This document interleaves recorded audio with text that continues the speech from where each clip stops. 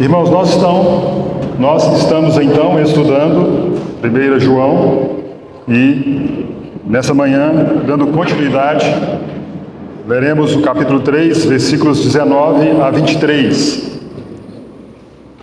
E diz assim, 1 João 3, 19 a 23. E nisso conheceremos que somos da verdade, bem como perante Ele tranquilizaremos o nosso coração. Pois se o nosso coração nos acusar, certamente Deus é maior do que o nosso coração e conhece todas as coisas. Amados, se o coração não nos acusar, temos confiança diante de Deus. E aquilo que pedimos dele recebemos, porque guardamos os seus mandamentos e fazemos diante dele o que lhe é agradável. Ora, o seu mandamento é este, que creiamos em o nome do seu Filho Jesus Cristo e nos amemos uns aos outros, segundo o mandamento que nos ordenou. Algum irmão ficou sem participar aqui do pão e do vinho? Perdão. Ok? Amém. Irmãos, então nós estamos estudando a Epístola de João, e João, aqui nesse capítulo, ainda continua falando do mesmo assunto. Ele continua falando do amor aos irmãos, que é manifestado por aquelas pessoas que creram em Jesus Cristo. Se alguém diz conhecer a Deus, se alguém diz ter recebido o Senhor Jesus como Senhor e Salvador, isso implica diretamente que devemos amar uns aos outros, devemos amar ao próximo. E é interessante como as Escrituras trazem isso, porque nesse texto que vamos meditar nessa noite, é muito claro que na questão do amor aos irmãos, pode ter um impedimento, se não assim o fizermos. João está falando sobre isso nesse texto. Assim como Pedro diz na sua epístola, onde fala que os maridos devem viver a vida comum do lar, com discernimento, amando a sua esposa, cuidando dela, guardando ela, protegendo ela, aquele texto que fala sobre isso. Senão as suas orações serão interrompidas. E aqui nesse texto João está falando no mesmo segmento, no mesmo sentimento, na mesma direção do Espírito Santo. Se não amarmos os irmãos, nós não teremos as orações atendidas. É isso que nós falaremos essa manhã. O caminho para a oração. E nesse caminho para a oração, nós vamos atentar para 3 palavras: condenação, confiança e certeza. Condenação, confiança e certeza, o caminho para a oração. Perceberam aí no versículo 19 que João coloca: e nisto conheceremos que somos da verdade. Essa conjunção e, ou em outras versões também traz outra conjunção, está mostrando que João continua no mesmo assunto que ele tem tratado nos versículos anteriores. E nos versículos anteriores ele tem tratado sobre o amor aos irmãos. E o amor aos irmãos, se nós fizermos isso, nós conheceremos que somos da verdade. Se praticarmos isso, uma vez que somos filhos de Deus, como o capítulo 3 abre aí, vede que grande amor nos tem concedido o Pai, ao ponto de sermos chamados filhos de Deus. Então agora, amando os irmãos, conheceremos nisto, ou seja, nessa prática da palavra de Deus, nessa prática de uma vida de comunhão com os santos, conheceremos que somos da verdade. É prova de que estamos na verdade. João está dizendo mais ou menos algo assim: olha, se não for por nenhuma outra razão, ame os irmãos para o seu próprio bem, para o bem da sua própria experiência e principalmente para a sua experiência na questão da oração. Faça isso. Ame os seus irmãos. Então o tema desses versículos é o lugar da oração, o lugar da oração na vida do cristão neste mundo.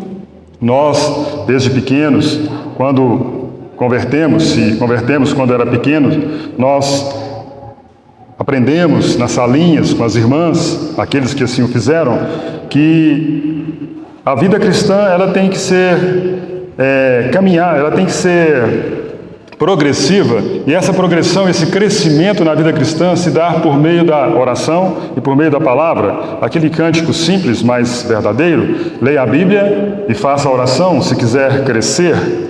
Esse é o tema de João, principalmente na questão da oração. Vejam que, irmãos, o assunto da oração, ele é fundamental para o crescimento do cristão.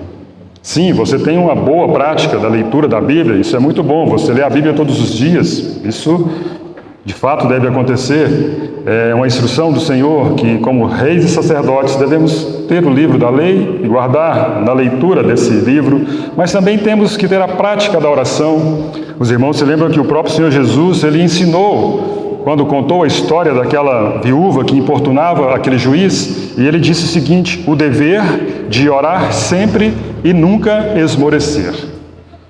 Lucas capítulo 18, versículo 1.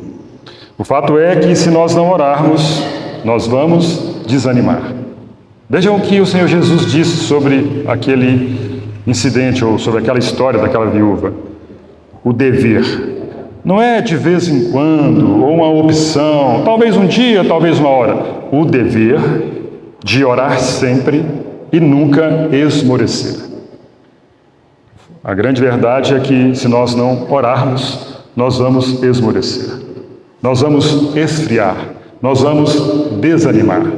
E sabemos que a prática da oração, ou o assunto oração, ele é um assunto, vamos dizer, simples. Como a leitura da Bíblia, nós sabemos que devemos ler a Bíblia. Como a oração, nós sabemos que devemos orar. Mas nós, de fato, o fazemos? Nós temos aquele momento na presença do Senhor, como o Senhor Jesus ensinou aos seus discípulos: vá para o teu quarto, fecha a porta, ora em secreto, teu Pai que vem em secreto te recompensará. Ou a reunião coletiva da igreja, uma reunião de oração por diversos assuntos. Percebam que sem a leitura e sem a oração, nós podemos desanimar. E aqui João então está falando sobre a oração. Podemos desanimar, podemos esmorecer. O que mantém uma pessoa saudável na vida cristã é a oração. É a comunhão com Deus, é a amizade com Deus, é essa liberdade que você tem de entrar na presença de Deus, sim, mas do seu Pai, do meu Pai, do nosso Pai. Subo para o meu Pai e vosso Pai, vosso Deus, meu Deus e vosso Deus. Esse é o caminho da oração. Isso é o que as Escrituras nos ensinam sobre isso. A grande verdade irmãos, é que nós só oramos muitos de nós somente oramos quando o cinto aperta. Quando o Fusca começa a derrapar na curva, quando o avião começa a dar uma turbulência, quando alguma coisa não está muito bem nas nossas vidas, quando o salário já não é daquela maravilha, quando a saúde já não está muito bem, quando o diagnóstico é contrário, aí nós começamos a orar. Mas percebam que Deus não quer isso. Sim, devemos fazer isso sempre, nesses momentos, muito mais, mas numa vida constante de oração. Não essa oração religiosa que muitos fazem, repetidas. Às vezes até os cristãos são pegos nisso. A oração, por exemplo, do Pai Nosso que estás no céu, santificado seja o teu nome. E de repente a gente levanta de manhã, escova os dentes, senta na cama, faz essa oração talvez 3 vezes e pensamos que já está tudo bem. Não, não é isso que é a oração. Nós devemos até aprender o que é a oração. E graças a Deus pelas Escrituras, porque nós temos desde o princípio da Bíblia instrução como devemos orar a Deus, como podemos ser ajudados na oração e como a oração de fato é essa amizade, essa comunhão com Deus. Nas Escrituras, por exemplo, nós vemos desde o princípio, dizemos: Abraão orou, Isaac orou, Jacó orou, Davi. Quantos salmos temos de Davi nas Escrituras, ele orando ao Senhor em diversas situações, de alegria, em tristeza, em confrontos, e Davi estava orando. Os profetas também oraram. No Novo Testamento temos tantos exemplos de orações pela libertação de Pedro, oração pela cura de alguém, oração por isso, por aquilo outro. A oração, João está dizendo sobre isso nesses poucos versículos. Por exemplo, quando nós abrimos os Salmos e entendemos o livro de Salmos, nós vamos ver experiências de pessoas como nós, com ansiedades, pessoas com desejos, pessoas com dificuldades em muitas situações. E a experiência resumida dos Salmos é a seguinte: você tem amigos, a experiência de um salmista, ou dos salmistas. Eles têm amigos, mas esses amigos os decepcionam. E eles então partem para a oração. Ali nos Salmos nós temos também experiências de alguns, eles têm inimigos, e os inimigos estão os atacando, estão por derredor, estão por sobre as casas, logo na esquina das ruas, e aquele então que está assim, nessa situação, ele ora a Deus. Também ali nas experiências nós temos de alguns que tinham próximos, que tinham amigos íntimos, mas que esses amigos íntimos levantam contra ele o calcanhar. O que fazer? Orar.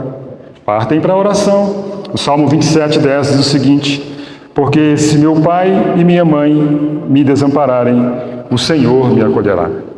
Pode ser que os amigos estejam decepcionando, pode ser que os inimigos estejam atacando, pode ser que os íntimos estejam levantando contra nós o calcanhar, pode ser que a minha mãe e meu pai me abandonem, contudo, o Senhor me acolherá.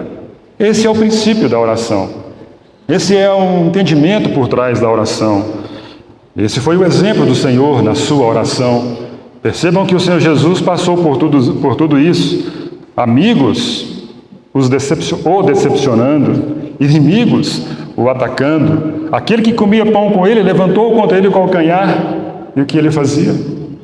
Orava ao Pai, intercedeu por todos eles, orava ao Pai. Perseverança na oração do Senhor Jesus. O escritor aos Hebreus diz o seguinte: ele, Jesus, nos dias da sua carne, tendo oferecido com forte clamor e lágrimas, orações e súplicas a quem o podia livrar da morte, e tendo sido ouvido por causa da sua piedade. Hebreus 5:7. Orações e súplicas a quem o podia livrar da morte.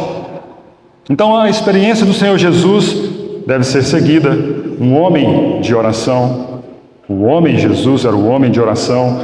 Ia para lugares ermos, levantava de madrugada e tinha a prática da oração. Na história da igreja não é diferente. Na história do povo de Deus não é diferente. Se nas Escrituras nós temos os exemplos, em toda a Escritura, nos Salmos nós temos esses exemplos, na história da igreja da mesma forma, quando nós lemos biografias dos servos de Deus, dos homens de Deus, nós ficamos cientes da dependência de todos eles de Deus. E essa dependência deles de Deus os levava a orarem. Quando nós lemos as biografias desses servos, nós vemos tudo isso. Vocês conhecem, ou se não conhecem, poderiam ler um livro de um irmão da história da igreja chamado George Miller. Ele foi um homem de oração, ele é considerado o apóstolo da fé, um homem de oração, e quantas coisas Deus fez por meio do seu servo, porque ele tinha a prática da oração. Ele orava pelo pão da manhã que não tinha, ele orava pelo leite da manhã que não tinha, ele orava por tantas outras coisas e Deus o atendia. Então, João aborda que a segurança no caminho da oração é nós estarmos ligados à obediência de amar os irmãos. João não foge disso. Você quer então ser bem-sucedido na oração? Ame os seus irmãos. Mas alguém poderia dizer: o que é oração? A oração é eu abrir a boca e orar.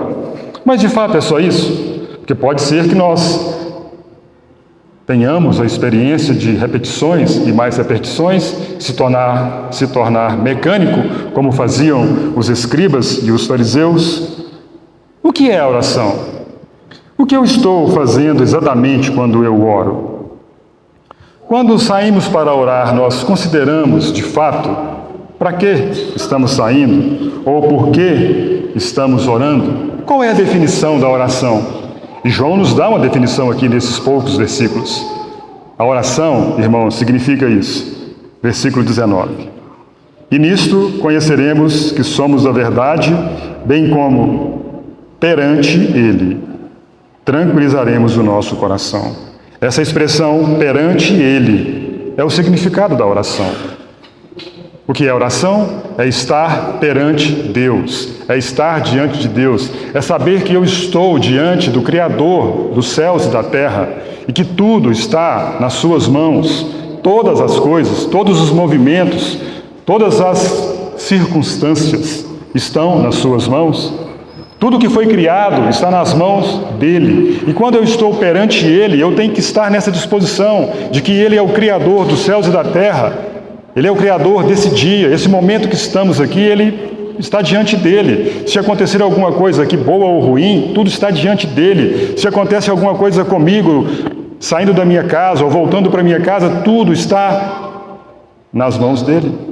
O que acontece muitas vezes é que muitos dos filhos de Deus nós somos como os filhos de Israel, nós esquecemos que Deus está no governo de todas as coisas. É de todas as coisas. É da alegria, é da tristeza, é de uma catástrofe. É em todas as coisas. Ele permite que o ímpio prospere. E no que nós vamos argumentar com Deus?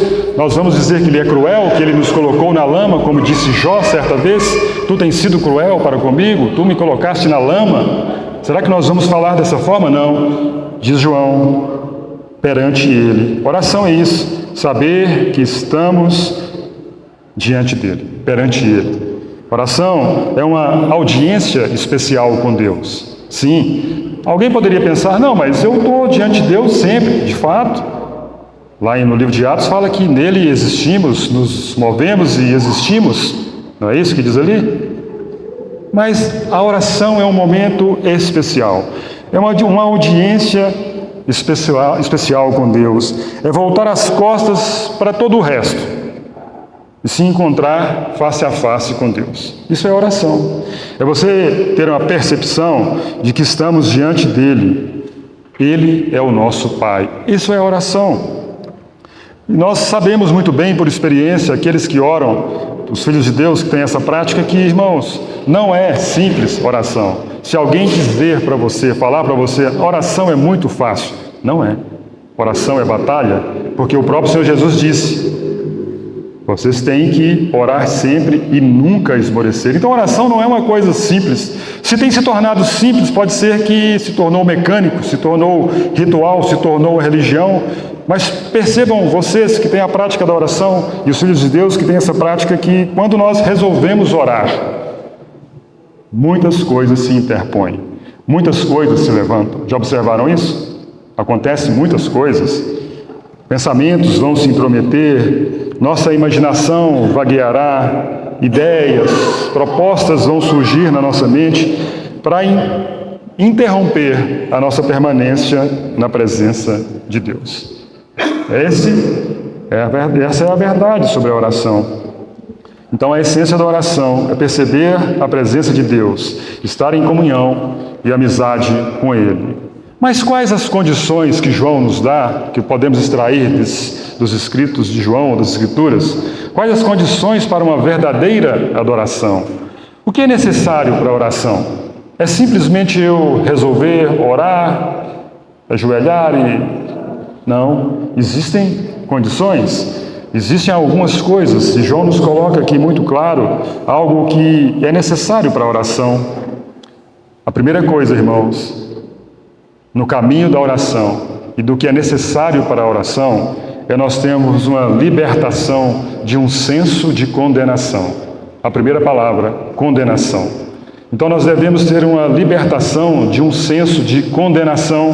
E o versículo 19 diz o seguinte: e nisto conheceremos que somos da verdade, bem como perante Ele tranquilizaremos o nosso coração. Opa!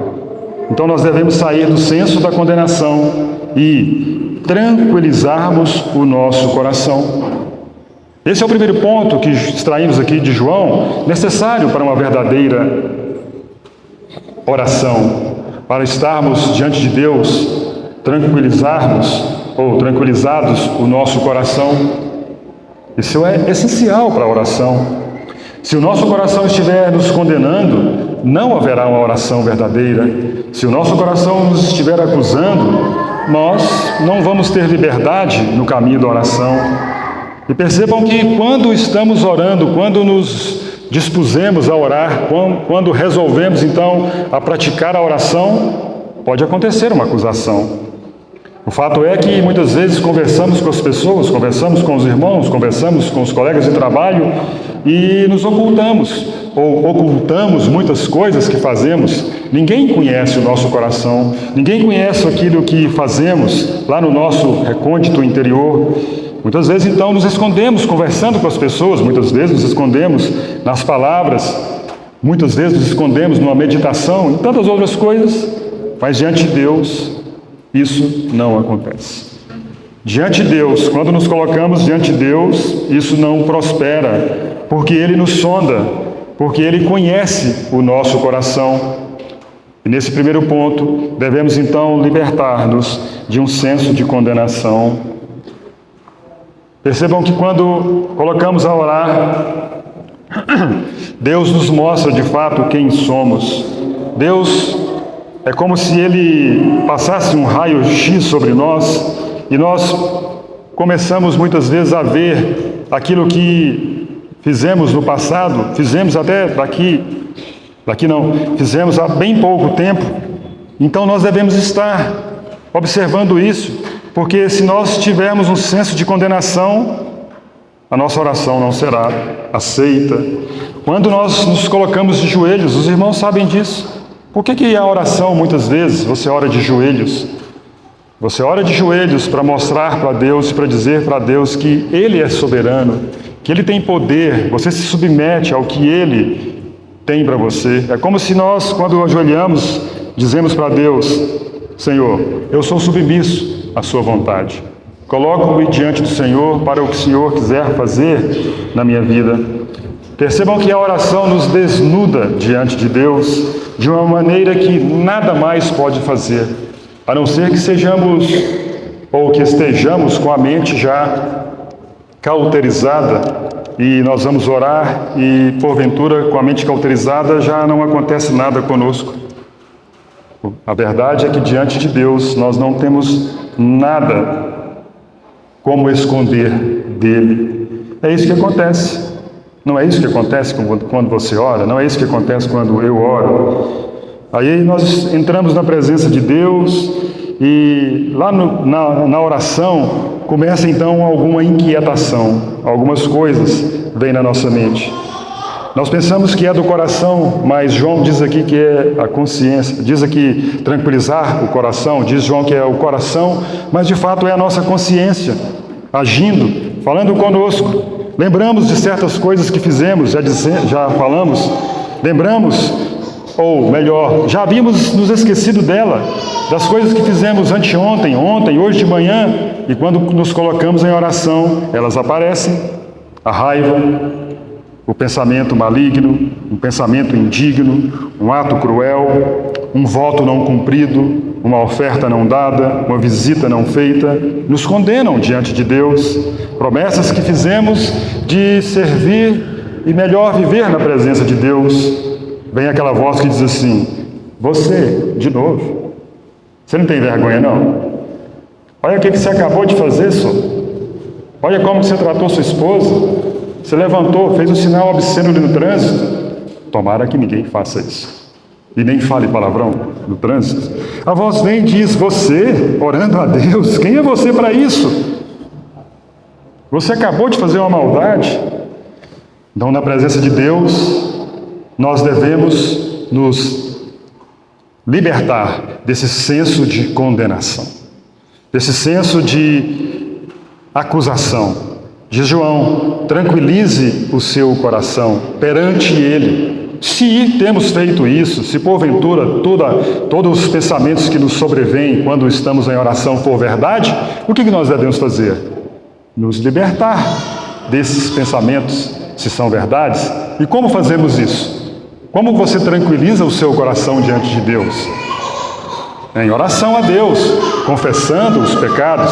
Se porventura você fez algo daquilo que está na sua mente, algo de indigno, cruel, uma raiva, voto não cumprido, devemos confessar a Deus. Mas percebam que aqui João vai além disso. E aqui nós vamos entender, e eu vou citar para os irmãos, nós caminharmos juntos.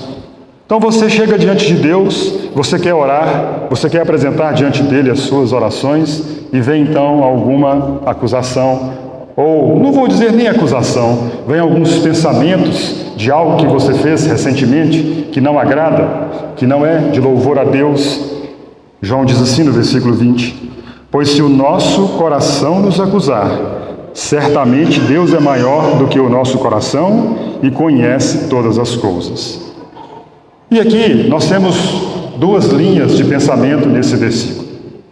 Aos irmãos que entendem que quando diz que Deus é maior do que o nosso coração e conhece todas as coisas, ele está levando para um caminho de conforto, de consolo. Esse é um entendimento de muitos. Um versículo de conforto, como se Deus estivesse dizendo assim para você: não desanime. Há acusação? Sim, há acusação. Mas Deus nos trata com misericórdia. Deus nos trata com amor. Deus nos trata com compaixão. Então, muitos entendem esse versículo dessa forma.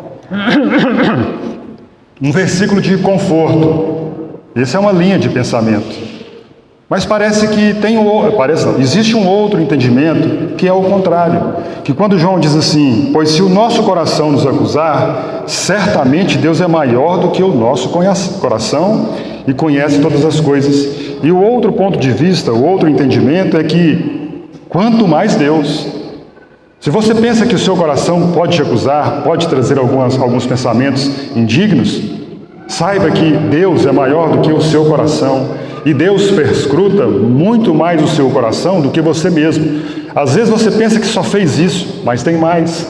Às vezes você pensa que fez alguma coisa gerando o bem, mas Deus conhece a intenção do seu coração. Quanto mais Deus, é o outro entendimento. Ou seja, Deus sabe muito mais do que você. Deus vê o seu secreto, Deus vê o seu íntimo. Se o coração te acusa, quanto mais Deus, qual que é a sua posição diante dele? Então são esses dois pontos. Alguns irmãos veem como conforto e outros veem como muito mais Deus nos condenando. Nós sabemos que não podemos abordar esse assunto de forma conclusiva, porque grandes homens se divergiram nesse entendimento. E eu não vou tomar partido nem do lado de Lutero, nem do lado do Calvino, porque o Calvino pensava de um jeito e o Lutero pensava de outro. E na história da igreja, outros pensaram de uma forma e outros pensaram de outra. Mas dentro do contexto que João está falando, nos leva a entender que isso é uma exortação, isso é um aviso para nós ficarmos atentos. Porque se nós não estivermos em um alinhamento na questão de amar a Deus, de dizer que conhecemos a Deus, que pertencemos a Deus e que somos filhos de Deus e não amarmos os irmãos, cuidado, as suas orações não vão ser respondidas, não vão ser atendidas. Então leva-nos a entender dentro do contexto do assunto de João, que é uma exortação, um aviso. Lendo a passagem, entendemos assim. É um alerta para vermos nossa posição diante de Deus e a nossa posição diante dos irmãos. Esse é o entendimento. Nós devemos entender mais ou menos assim, nessa questão da condenação, e nos libertarmos desse senso de condenação. Nos colocamos e nos dispomos a orar. Vamos para o nosso quarto, ou vamos para a mata, ou vamos para o meio da construção que estamos fazendo, não sei onde você ora, no meio dos cavalos, debaixo de uma árvore, onde você está e você se propõe a orar. E você então se coloca diante de Deus, consciente da sua presença, pois estamos perante Ele, e Deus vai passando um raio-x sobre nós, sobre os nossos pensamentos, sobre o nosso coração. Ok? Isso vai acontecendo. E as coisas surgem e nos condenam. E aí nós podemos então argumentar com Deus. Como sair dessa situação? Podemos argumentar com Deus. De fato, está certo. Agora há pouco, eu me distraí, fiz uma besteira no trânsito, eu fiz uma má educação com a minha filha, com a minha esposa, eu fiz algo errado. Confessamos os nossos pecados, colocamos a nossa vida em ordem diante de Deus e começamos a argumentar com Deus. Senhor, então perdoa os meus pecados, perdoa as minhas falhas. Senhor, mas também nessa questão do amor aos irmãos, eu creio que eu amo os irmãos, eu creio que eu tenho simpatia pelos irmãos, eu me preocupo com eles, eu visito eles, eu oro por eles, eu tenho orado pela saúde desse, daquele, tenho visitado, tenho ofertado, tenho feito isso, feito aquilo outro. E você vai argumentando. Se de fato você assim faz, você argumenta e tranquiliza o seu coração na questão do amor aos irmãos. E aí então você continua, você dá mais passos na oração. Senhor, eu amo os irmãos, me preocupo com eles, busco o interesse deles, oro, ajudo. Nós apresentamos os argumentos diante de Deus, baseado nas Escrituras, baseado na verdade, baseado na nossa conduta. E assim então nós conseguimos confiança e nós saímos do senso da condenação, nós nos libertamos do senso da condenação e tranquilizamos o nosso coração. Esse é o primeiro ponto e não podemos fugir dele. Livres do senso da condenação, esse é o primeiro ponto. Partimos para o segundo ponto, que é a confiança. Está aí no versículo 21.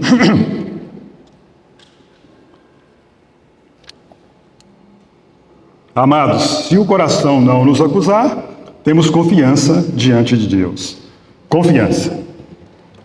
Ontem à noite nós ouvimos sobre confiança, que não devemos abandonar a nossa confiança, que ela tem grande galardão, que ela tem grande recompensa. E a confiança é absolutamente, é essencial, é absolutamente vital para a oração verdadeira na presença de Deus. Para uma oração poderosa, vamos colocar assim, se é que existe oração poderosa, existe a oração que Deus atende e que Deus não atende. Não é assim? Se ela foi poderosa é porque Deus atendeu, mas de repente Deus não atendeu, ela não é poderosa? Talvez não foi segundo a minha vontade, segundo o meu desejo naquela hora, mas as orações atendidas com sim ou com não devem ser seguidas de confiança.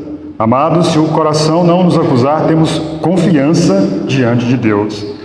Interessante que essa palavra confiança, ou alguns dos seus significados, quando nós começamos a ler a Bíblia, ou quando lemos o Novo Testamento, até o livro de Salmos, nós vamos ver que a palavra confiança, ela está em conexão com a oração em muitos textos das Escrituras.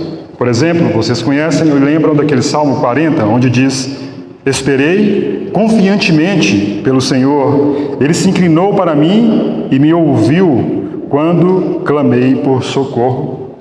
Davi clama, e ele clama e espera confiantemente. A confiança, diz João, nós temos, se o nosso coração não nos acusar, nós temos confiança. E vamos ler algum texto, como dissemos, onde a confiança está em conexão com a oração no Novo Testamento.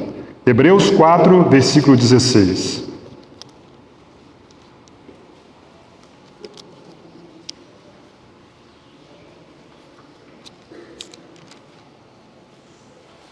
Hebreus 4, 16.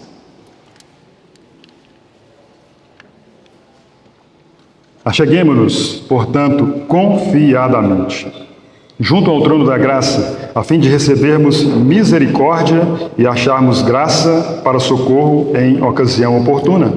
Veja aqui o texto, está falando sobre a questão de nós entrarmos na presença de Deus por meio da oração e a maneira de nós nos achegarmos diante dele, ou junto ao trono da graça, é confiadamente. Ou seja, é o mesmo Espírito, é o mesmo caminho, é o mesmo ensino de João. O nosso coração não nos acusa, temos confiança diante dele. Vá para Hebreus capítulo 10, versículo 19. Hebreus 10, 19. Tendo, pois, irmãos, intrepidez para entrar no Santo dos Santos pelo sangue de Jesus. A palavra intrepidez aqui é traduzida como confiança, da mesma forma que João coloca, e da mesma forma que o escritor coloca no capítulo 4. Tendo, pois, irmãos, confiança para entrar no Santo dos Santos. Ou seja, nos libertamos do senso da condenação e agora nós temos confiança diante de Deus para orarmos a Ele. Veja o versículo 22. Aproximemo-nos com sincero coração. Sincero coração diz respeito ao quê? Uma libertação do senso de condenação. Em plena certeza de fé. Plena certeza de fé é confiança, tendo os corações purificados, opa, senso de condenação, ficou de lado.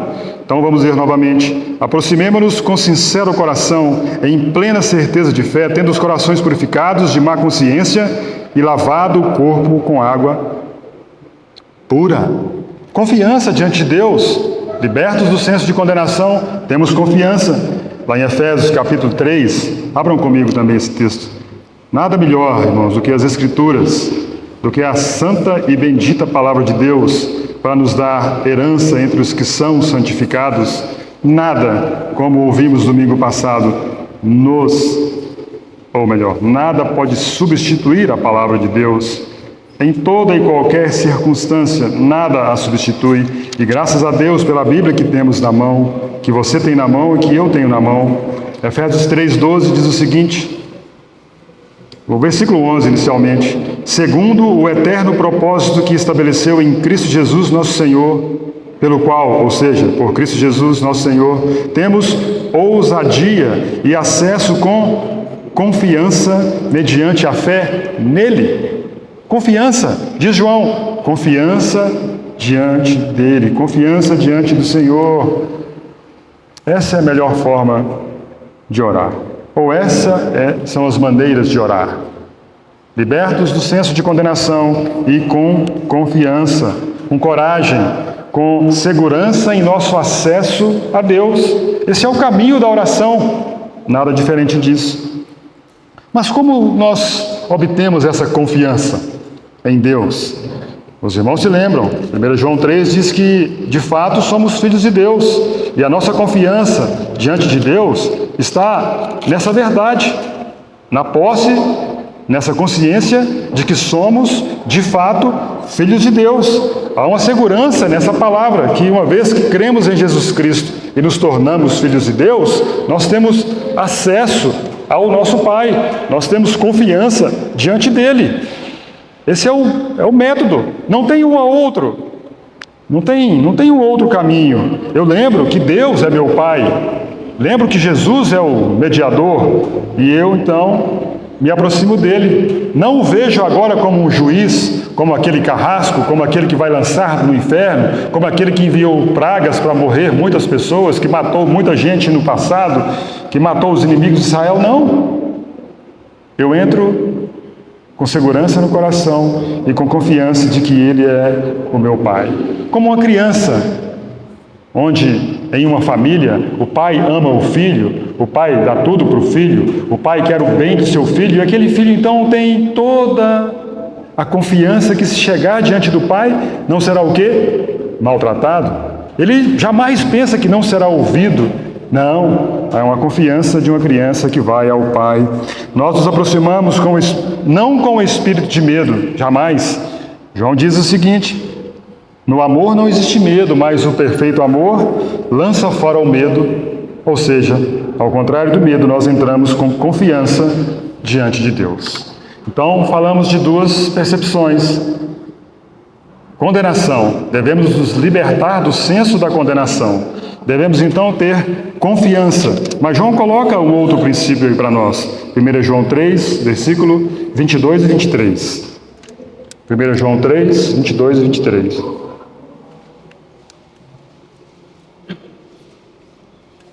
E aquilo que pedimos dele, recebemos, porque guardamos os seus mandamentos e fazemos diante dele o que lhe é agradável.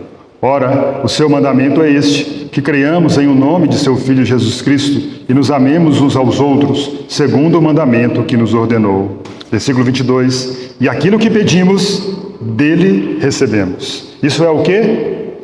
Certeza. Por um lado, nós temos a condenação, nos livramos dela, entramos com confiança, e agora, aquilo que pedimos, dele recebemos. Isso é certeza na oração. Mas a certeza na oração, irmãos, não é um caminho simples. Porque muitas vezes pode ser uma confissão positiva, pode ser uma declaração positiva, pode ser um desejo obstinado que não é uma certeza. Pode ser um desejo que está brotando no meu coração, mas que de fato Deus ainda não te deu certeza. Isso não é um caminho de, como diz o pregador de ontem à noite, de sair daqui e já agora eu Estou resolvido a minha situação diante de Deus. O caminho da oração, ou o caminho com Deus, é de passo a passo. É de degrau em degrau. Não é de uma, agora eu vou sair, vou orar, vai acontecer tudo. Não. Nós temos os caminhos. Graças a Deus que Deus não responde todas as nossas orações. Senão a gente estava sozinho no mundo. Sabia disso? Pensa um pouco. Então, João coloca sobre a certeza. E aquilo que pedimos dele, recebemos. Certeza em relação às nossas petições. Lá em Tiago, capítulo 1, versículo 5 a 7, diz o seguinte: se alguém de vós necessita de sabedoria, peça a Deus. Peça, porém, com fé, em nada duvidando, pois aquele que duvida, ou o que duvida é semelhante à onda do mar, impelida e agitada pelo vento. Não suponha este homem que alcançará do Senhor alguma coisa. Então, Tiago está ensinando, no mesmo espírito de João, no mesmo espírito que permeia toda a Escritura. Se vamos orar, se vamos pedir, temos que ter uma confiança, temos que ter uma certeza. Nós não podemos pedir em nada duvidando, como ele diz, como a onda do mar, agitada de um lado para o outro. Mas como saber essa certeza? Como saber se de fato o que oramos é o que Deus quer para mim, para o meu trabalho, para minha filha, para o meu filho, para a minha prosperidade? Irmãos, nesse assunto que Tiago coloca e João coloca, nós não devemos entrar na presença de Deus com insegurança, duvidosos de Deus, hesitantes, porque dessa forma nós não seremos ouvidos. É claro, nós devemos ter a certeza. O salmista diz o seguinte: se eu no coração contemplara a vaidade, o Senhor não me teria ouvido. Ou seja, eu tenho um coração dúbio, um coração dividido, um coração que contempla a vaidade. E agora eu oro ao Senhor, eu estou orando, mas eu contemplo a vaidade, eu oro a Deus, mas eu tenho outro caminho, eu oro a Deus, mas estou dividido. Não será ouvido. Você tem que ter uma certeza. Percebam que o Senhor Jesus, ele orou corretamente. O Senhor Jesus foi aquele que, cheio do Espírito Santo, ele orou corretamente. Ele orou pedindo que fosse feita a vontade do Pai na vida dele. Ele orou: Pai, se possível, passa de mim esse cálice. Contudo, e muitas vezes os cristãos esquecem do contudo. E esquecem também do todavia de Abacuque. Lembra que Abacuque disse que viu muitas coisas, um cenário terrível, não havia boi no curral, não havia fruto na vide, não havia tudo negativo para ele. Ele, todavia, me alegrarei no Senhor, exultarei no Deus da minha salvação, Ele me fará andar altaneiramente, como as corças. Muitas vezes os cristãos esquecem do contudo, do todavia do Senhor Jesus. Todavia seja feita conforme a tua vontade. Irmãos, isso é certeza, isso não é dúvida, isso não é falta de fé. Ou você conhece de fato a vontade de Deus para você? É para você comprar a casa lá no Limoeiro? Você tem que comprar essa casa no Limoeiro? Você tem que trocar de carro? Você tem que casar com o Joãozinho? Cadê o Joãozinho? Alguém poderia perguntar? Me fala, me mostra ele. Ou vou casar com a Mariazinha? Cadê a Mariazinha, se tem ela? Você sabe, de fato, a resposta de Deus? A Bíblia diz que nós não sabemos orar como convém. O Espírito Santo nos ajuda, intercedendo por nós com gemidos inexprimíveis. Mas o fato é que nós oramos, não duvidando, colocando diante dele, com certeza. Mas essa certeza, irmãos, só virá quando guardarmos os mandamentos. Não tem como nós temos certeza se somos dúbios. O Senhor Jesus ensinou da seguinte forma: se permanecerdes em mim e as minhas palavras permanecerem em vós, pedireis o que quiserdes e vos será feito. E eu pergunto para mim, ou nós podemos perguntar para nós mesmos: eu tenho permanecido nele? As palavras deles permanecem em mim? Porque se assim for, pensem e lembrem que o Espírito Santo nos levará a orar de maneira correta.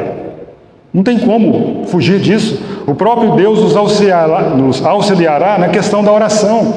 Já ficamos libertos do senso da condenação, o nosso pecado foi tratado e agora nós não temos um pensamento dúbio, nós agora temos confiança diante de Deus e agora nós oramos com certeza, mas essa certeza só é dada por meio da iluminação do Espírito Santo. O seu coração é enganoso, o meu coração é enganoso, o seu coração é corrupto, o meu coração é corrupto, diz a palavra do Senhor. Então muitos dizem por aí, eu segui o instinto do meu coração, mas você conhece de fato o seu coração? Você tem segurança de dizer que o seu coração está totalmente limpo, está totalmente puro, não tem nenhuma cobiça, não tem nenhuma avareza, não tem nenhum pensamento indigno, não tem um olhar lascivo, não tem nada que te compromete? Cuidado! Que se o seu coração ainda tem desses resquícios, o seu coração ainda é enganoso e extremamente corrupto, diz a palavra do Senhor.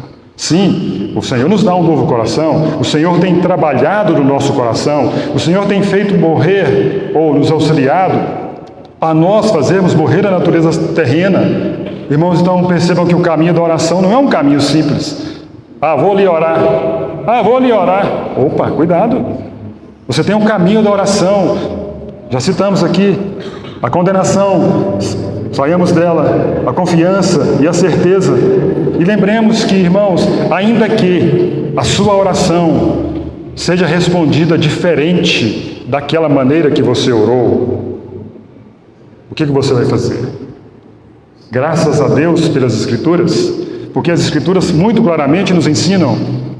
Não sabemos orar como convém, o Espírito Santo intercede por nós. Ela diz assim: todas as coisas cooperam para o bem daqueles que amam a Deus. Você acredita nisso? Todas as coisas cooperam para o bem daqueles que amam a Deus? Isso é Escritura. Então, de repente, eu orei para um propósito A, veio um propósito B. Deus faz com que todas as coisas cooperem para o bem. Não posso lutar contra Deus, mas por quê? Por quê? Por quê? Por que eu? Por que a minha família? Por que o meu filho e minha filha? Não. Por que meu pai e minha mãe? Por que meu irmão e minha irmã? Não. Deus faz. Ou sabemos que todas as coisas cooperam para o bem daqueles que amam a Deus. Então, irmãos, resumidamente, guardemos os mandamentos do Senhor. Ele diz aí no versículo 23, ora, o seu mandamento é este, que creiamos em o nome do seu Filho Jesus Cristo e nos amemos uns aos outros, segundo o mandamento que nos ordenou. Para o caminho da oração ser um caminho de sucesso, nos libertemos, então, de um senso de condenação, um senso de pecado, entremos na presença do Senhor em confiança, com certeza, sabendo, irmãos, que nós estamos perante Ele. A oração é nós entendemos que estamos diante de Deus, na presença de Deus, e na presença dEle nada é ocultado. Que o Senhor nos auxilie, que o Senhor nos guarde, nos proteja e nos ensine nesse caminho da oração. Em nome de Jesus. Amém?